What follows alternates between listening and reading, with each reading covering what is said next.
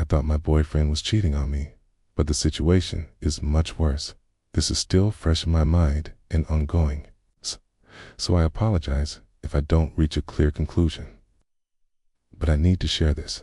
My boyfriend, 28, and I, 22, have been together for just over a year, and everything seemed fine. We met through a shared hobby and eventually got together a few months later, since I recently moved to a new place. I had to leave some larger belongings at his house. This will become important later. A few months ago, I thought my boyfriend was cheating on me. I was at his place for a week because I had time off for my birthday. One day, we went shopping so I could buy myself a birthday gift and pick up a few things for my new place. One of those things was a board game I could play, since I'm a big fan of them. Later that evening, after dinner, we sat down to play the new game.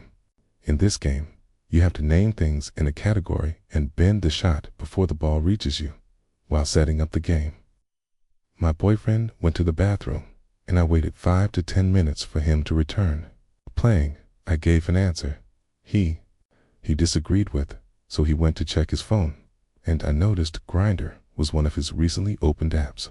I told him to come back, tapped on it, and asked to see his phone. At that point, realizing he'd been caught, he just said, "Fuck off," and sat with his head in his hands. I won't go into most of the messages, but they were typical Grindr flirting, with photos exchanged from both sides. One message in particular stood out. He had arranged to meet someone at 6 p.m. On a Wednesday, just 2 hours after I had left his place. At this point, I was yelling at him, asking why he did this, saying a lot of things I don't even remember. He claimed he'd never met up with anyone, only used chat rooms to masturbate.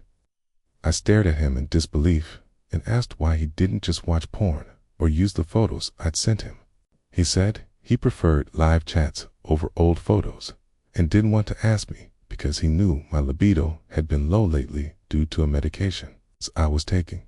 I hate that I could even slightly understand his reasoning, but I eventually calmed down and told him he needed to stop, and that if he was ever turned on, he should just talk to me. Eventually, we both sat on the bed, and while I cried, he tried to comfort me. At that point, believed he hadn't physically cheated, just made a stupid mistake while horny. He said he'd sleep on the couch, but I told him I didn't want that and to just sleep in the bed because I loved him and couldn't believe he'd do something like this. For the next few months, nothing much happened. We talked as usual, sweet and normal. The only difference was that I tried to be more sexual for him, sending more photos, and putting in more effort to get myself in the mood. Then, about 3 weeks ago, he came over on a Sunday to help with some chores at my place. We had a nice day dismantling furniture, taking things to the dump, and cutting up the old carpet. He went home, and everything seemed fine. A few days later, on Wednesday, he went silent. No responses to calls, messages, anything. I eventually found his mom on Instagram and messaged her on Friday. She said he was trying to reach me and that I should call him when I got the chance.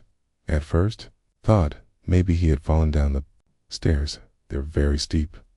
Before that, I wondered if he was upset with me over something. When I finally called him, he told me he'd been arrested and didn't know where he was. I was shocked and had no idea what to think. He'd never done anything that would make me suspect he could be arrested. It never even crossed my mind. A week passed with no news. The only things we knew were that he'd been arrested. His car was still in front of his house, and nothing had been taken except his phone and his computer's hard drive. Given that they only take hard drives for certain crimes like terrorism, fraud, or anything involving children, I started wondering what he could have done. Another week passed. I decided to go to his place with his mom to collect my things. While there, she showed me something her other son had found. A bail notice stating he was charged with communicating with a minor for sexual purposes. I felt sick and betrayed. I also felt disgusted and guilty for not finding anything when I checked his phone. Since then, we've been getting letters from him saying how sorry he is, how much he loves us all, and that he didn't do anything, but I can't help feeling repulsed at the same time. I miss him and the sweet messages I'd wake up to every morning, which makes me feel even sicker. Unfortunately, there's no court date or judge's decision yet, but I needed to get this off my chest. I don't plan to stay with him. I feel sorry for his sweet parents and the child involved in this case, and I also feel like a victim myself right now.